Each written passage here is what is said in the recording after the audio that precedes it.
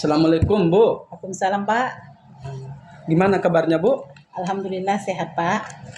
Gini Bu, saya mau jumpa sama Ibu. Ada yang mau saya sampaikan, yaitu saya mau bincang-bincang dengan Ibu. Ya, tentang terkait pengambilan keputusan di sekolah kita Bu. Bisa kan Bu? Bisa Pak, bisa. Ada waktunya Bu? Ada Pak. Jadi kan seperti ini Bu, dalam pengambilan keputusan itu ada beberapa kasus yang bisa digolongkan ke dalam dilema etika, ada beberapa kasus yang digolongkan ke bujukan moral. Jadi yang pertama yang saya tanyakan kepada Ibu, bagaimana Ibu mengidentifikasi kasus-kasus yang mana merupakan dilema etika, yang mana merupakan bujukan moral?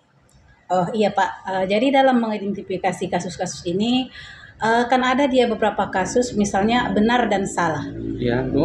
Dan juga ada benar dan benar, artinya sama-sama benar mereka. Jadi ketika kasus itu adalah sama-sama benar antara si A dan si B benar, maka itu saya identifikasikan ke dalam kasus dilema etika.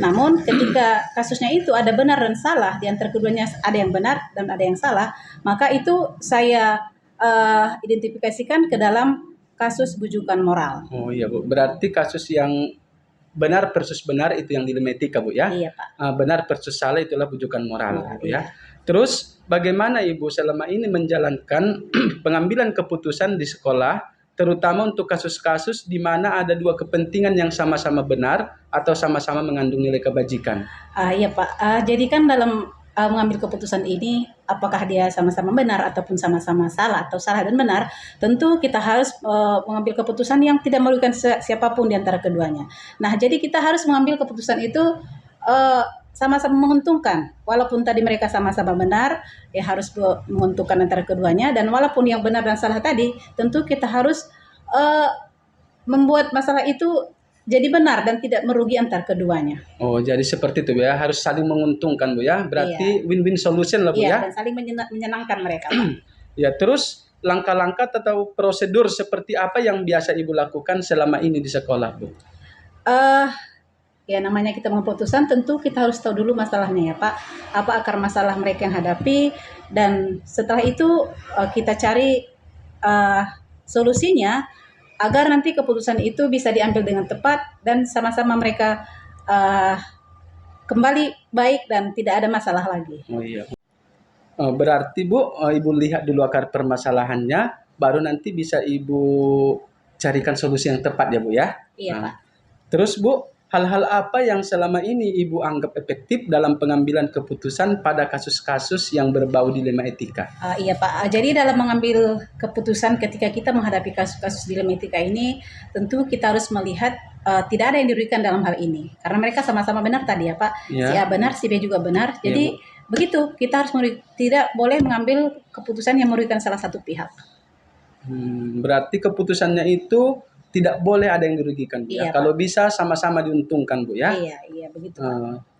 Terus apa tantangan Ibu yang dihadapi dalam pengambilan keputusan pada kasus-kasus dilema etika ini Bu?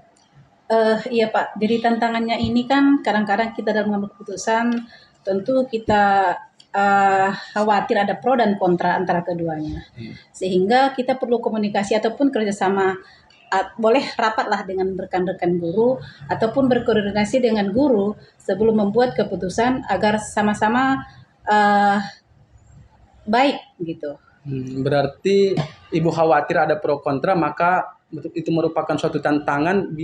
Gimana caranya biar minimal atau tidak ada lagi pro kontra setelah pengambilan keputusan Bu ya? Iya, makanya Ibu tadi buat komunikasi maupun koordinasi dengan guru-guru ya Bu ya. Terus Bu, apakah Ibu memiliki jadwal tertentu dalam menyelesaikan sebuah kasus dilema etika di sekolah? Atau Ibu bisa langsung menyelesaikan di tempat itu juga langsung? Atau memiliki waktu untuk menyelesaikannya, dan bagaimana prosedur dalam penyelesaiannya Bu? Oke, jadi Pak, dalam menyelesaikan suatu masalah itu, apalagi masalah dilema etika ini, jadi tentu tergantung masalahnya tadi. Kalau misalnya masalahnya besar, tentu kita punya jadwal untuk menyelesaikannya. Dan apabila dia masalahnya kecil, contohnya saja ketika seorang bapak ataupun ibu guru yang sedang mengajar di kelas dapat telepon dari keluarga, ada suatu hal yang terjadi di rumah dan si ibu tersebut harus pulang. Nah, ketika ibu itu melapor ke saya, tentu saya harus mengambil keputusan untuk menyuruh ibu guru yang pikir padar itu untuk menggantikan ibu tersebut. Oh, iya. Namun jadi bisa diambil keputusan langsung ya Pak. Iya, Jadi Bu. ketika masalahnya rumit, misalnya saja di sekolah kita kan kita sama-sama ketahui sekolah kita sekolah kecil, artinya siswanya tidak memadai untuk guru yang banyak. Iya. Jadi di sana ada misalnya guru mata pelajaran 2 orang sama-sama sertifikasi, maka agar mereka sama-sama tidak dirugikan dalam hal tersebut, kita boleh membuat jadwal untuk mengambil keputusan misalnya rapat dengan para dewan guru agar kedua ibu ini bisa mendapatkan haknya sama-sama dan tidak dirugikan antar keduanya. Iya Bu, berarti dilihat dari jenis kasusnya Bu ya. Iya, Kalau Pak. kasusnya sederhana bisa langsung di tempat ya Bu ya. Iya. Kalau kasusnya besar harus memiliki waktu ya Bu ya. Dan Iya. perlu Ibu buat lagi tadi koordinasi juga ya Bu ya, komunikasi dan kolaborasi ya Bu ya. Iya, Pak. Sungguh jawaban yang bagus. Nah Bu, apakah ada seseorang yang bisa membantu Ibu atau faktor-faktor yang bisa mempermudah Ibu dalam mengambil keputusan terkait dengan kasus-kasus dilema etika, Bu? Iya Pak, jadi dalam mengambil keputusan ini tentu kita harus ada orang yang membantu kita dalam artian kita kan dalam satu sekolah itu dalam satu wadah. Iya. Nah, ketika kita menghadapi sebuah masalah, tentu kita juga perlu share and care dengan rekan kerja, bagaimana mengambil keputusan agar tepat dan sama-sama menguntungkan. Artinya tidak ada yang dirugikan dalam hal tersebut. Berarti Ibu sudah menjalankan sistem komunikasi dan kolaborasi ya Bu ya. Iya Pak. Jadi intinya di sekolah Ibu itu setiap pengambilan keputusan diusahakan itu selalu menguntungkan kedua belah pihak. Iya, Tidak ada yang betul. merasa dirugikan Bu Iya, ya. Nah mungkin masuk kita Bu pertanyaan pamungkas ini Bu. Dari semua yang Ibu sampaikan, kira-kira pembelajaran apa yang bisa Ibu petik dari pengalaman Ibu dalam mengambil keputusan tentang dilema etika? Iya. Jadi hal penting ketika kita menghadapi masalah dilema etika ini Pak, tentulah keputusannya harus bijak, di mana nanti harus sama-sama menguntungkan antara kedua belah pihak. Jadi saling melepas ego, tentu karena memang sini sama-sama benar ya Pak. Iya, Jadi Bu. tentu keduanya harus sama-sama menguntungkan dan saling menyenangkan setelah apapun masalahnya. Oh iya, luar biasa Bu. Berarti setiap keputusan yang ada di sekolah Ibu ini pasti keputusan yang tepat Bu ya, yang bijak dan saling win-win solution. Iya. Ya, terima kasih banyak Bu ya sudah memberikan saya kesempatan untuk mewawancara Ibu. Mudah-mudahan hasil wawancara ini bisa jadi bahan evaluasi dan bahan motivasi bagi kami dalam tugas-tugas selanjutnya Bu ya. Oke, Oke, terima kasih banyaknya Bu ya. Ya, Assalamualaikum. sama-sama Pak. Semangat berjuang ya Pak. Iya, Bu. Mudah-mudahan sukses. Iya Bu, terima kasih Bu ya. Oke Pak. Assalamualaikum warahmatullahi wabarakatuh. Waalaikumsalam warahmatullahi wabarakatuh.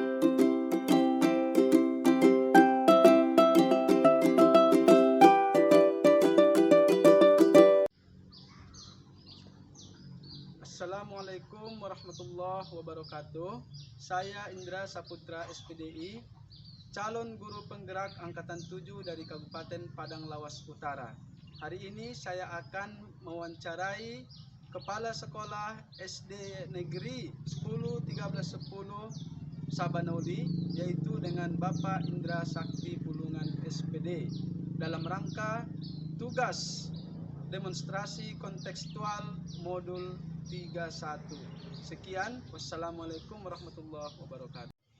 Assalamualaikum Pak. Salam Pak. Gimana kabarnya Pak hari ini? Jadi Pak, ini ada tujuan saya. Boleh minta waktunya sebentar Pak? Bisa Pak, boleh. Dengan senang hati Pak. Saya mau bincang-bincang dengan Bapak, yaitu tentang pengambilan keputusan di sekolah Pak.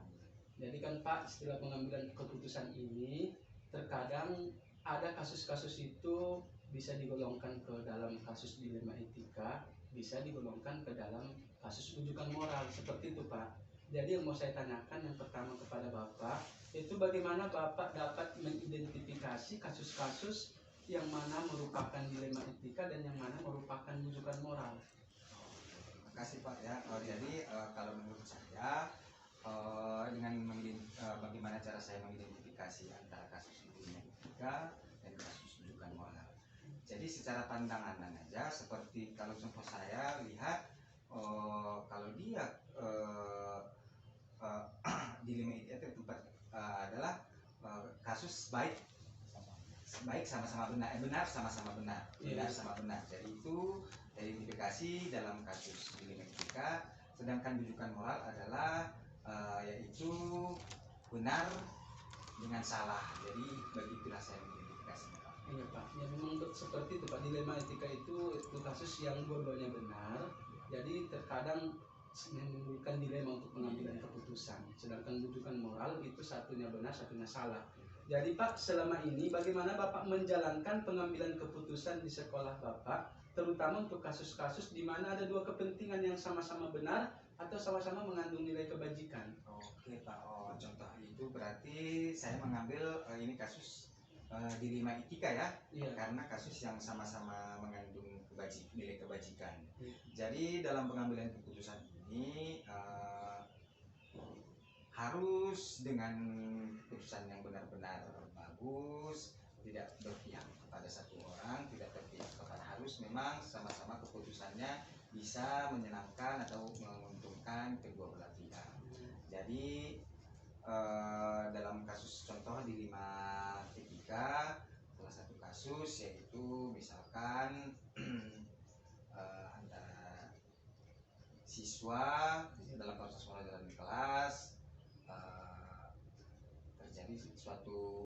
Nah, jadi Pak, selama ini Bapak menjalankan pengambilan keputusan di sekolah, terutama untuk kasus-kasus di mana dua kepentingan yang sama-sama benar atau sama-sama mengandung nilai kebajikan. Oke Pak, jadi seperti ini ya, saya ambil contoh kasus tentang dilema etika yang terjadi di sekolah saya, yaitu di kelas. Jadi ini atas laporan dari wali kelasnya terhadap saya. Ya. Jadi ada si anak ala kita sebut, dia dibilang sering tidak sering, tapi pernah terlambat datang ke sekolah. Iya Pak. Jadi setelah ditanya oleh ibu guru kelas yang dalam kelas, apa alasan si anak ini terlambat datang ke sekolah? Dia terlambat ke sekolah karena memang dia terlebih dahulu sebelum berangkat ke sekolah membantu orang tuanya di rumah. Jadi di sini kan kita harus agak dilema mengambil keputusan apa yang akan diberikan kepada si anak tersebut, karena alasannya sangat benar, sementara dia kan kalau dibilang masih anak di bawah umur, masih sekolah, fokus ke sekolah dulu, Ya, tapi tidak bisa dijawab, mungkin kan orang tuanya mungkin juga memerlukan dia untuk membantu satu hal pekerjaan rumah di dalam rumahnya. Jadi keputusan yang kita ambil untuk hal tersebut atau kasus tersebut adalah bagaimana anak ini tidak merasa terbebani, tidak merasa terbebani, dan dia bisa datang ke sekolah dengan tepat waktu dan juga bisa mengerjakan rumah di sekolahnya dengan baik dan benar. Jadi bagus ya Pak ya. Ya. Bagi langkah-langkah atau prosedur seperti apa yang Bapak lakukan selama ini, misalnya dalam kasus tersebut? Oke, langkah-langkahnya jadi seperti yang saya sebutkan tadi Pak. Jadi kita mengambil langkah-langkahnya dulu, harus tahu, tahapan-tahapan bagaimana, Ya. kasusnya seperti apa masalahnya. Jadi kita harus jangan kita hanya kesalahan dia seperti ini, terlambat sekolah, tapi tidak kita terima apa alasan dia untuk datang terlambat sekolah.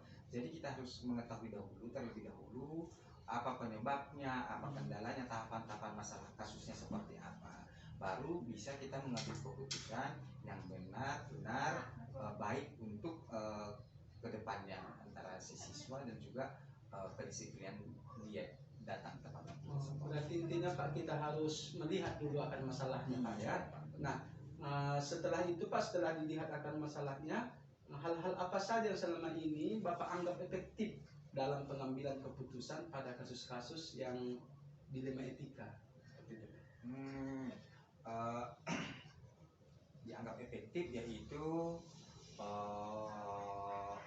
keputusan yang diambil yaitu tidak ada yang merugikan antara pihak si A dan pihak si B. Makanya contohnya ini kasusnya antara si guru dengan kepala sekolah, gitu ada kasus. Jadi efektifnya yaitu si guru tidak merasa memberatkan kepada dia, kepala sekolah juga memberikan keputusan tersebut bisa untuk membina kedepannya supaya terjalin bagaimana kolaborasi antara guru dengan kepala sekolah supaya terjalin dengan bagus di sekolah tersebut. Intinya win-win solution ya, Pak ya. Solution. Baik untuk kedua belah. Terus Pak, adakah seseorang atau faktor-faktor yang selama ini bisa membantu Bapak dalam pengambilan keputusan yang berbau dilema etika? Ya Pak, sangat ada gitu Pak, dibilang sangat ada, karena saya kan kalau mengambil keputusan sendiri pun walaupun kita di tangan kita keputusan tersebut, tapi kita tidak bisa mengambilkan, harus ada memang tempat kita berkoordinasi, tempat kita berkolaborasi, hal-hal seperti apa yang mau kita lakukan, kita harus mengkomunikasikan dulu, tentunya mengambil pendapat lah terhadap teman kerja, seperti itu Pak. Jadi tidak mutlak kita sendiri yang mengambil keputusan. Berarti soal seseorang itu pasti ada ya. So, faktor-faktornya mungkin harus bisa jadi faktor tempat ya, seperti itu Pak ya. Nah, oke lah Pak, mungkin sampailah kita ke kesimpulan ya Pak ya. Dari semua hal yang kita bicarakan ini Pak, dan Bapak sampaikan itu, pembelajaran apa yang bisa Bapak petik dari pengalaman Bapak dalam mengambil keputusan yang berbau dilema etika di sekolah ini? Makasih Pak. Jadi pembelajaran yang saya dapat petik yaitu kalau kita mengambil keputusan, ambillah keputusan yang bijak, ambillah keputusan yang sama-sama menguntungkan kepada kedua belah pihak atau win-win solution. Jadi keputusan kita tidak merugikan orang lain, dan juga keputusan kita dapat bermanfaat untuk kehidupan orang banyak dan kehidupan kita sendiri, dan supaya kedepannya kita dapat, contohnya di sekolah, setelah mengambil keputusan tidak ada permasalahan yang terjadi, seperti itu Pak. Jadi saya dapat simpulkan bahwasanya keputusan yang Bapak ambil di sekolah ini adalah keputusan yang bijak ya Pak ya, mengandung win-win solution, tidak merugikan satu belah pihak, tidak merugikan kedua belah pihak Pak ya, dan tentunya keputusan yang Bapak ambil ini pasti bermanfaat untuk diri sendiri dan orang lain. Pak, mungkin luar biasa Pak Bapak dalam mengambil keputusan. Jadi saya ucapkan terima kasih banyak Pak ya atas kesempatan yang Bapak berikan kepada saya. Saya doakan mudah-mudahan Bapak makin sukses. Amin. Dan setiap keputusan yang ada di sekolah ini memang keputusan yang bijak. Assalamualaikum warahmatullahi wabarakatuh. Waalaikumsalam.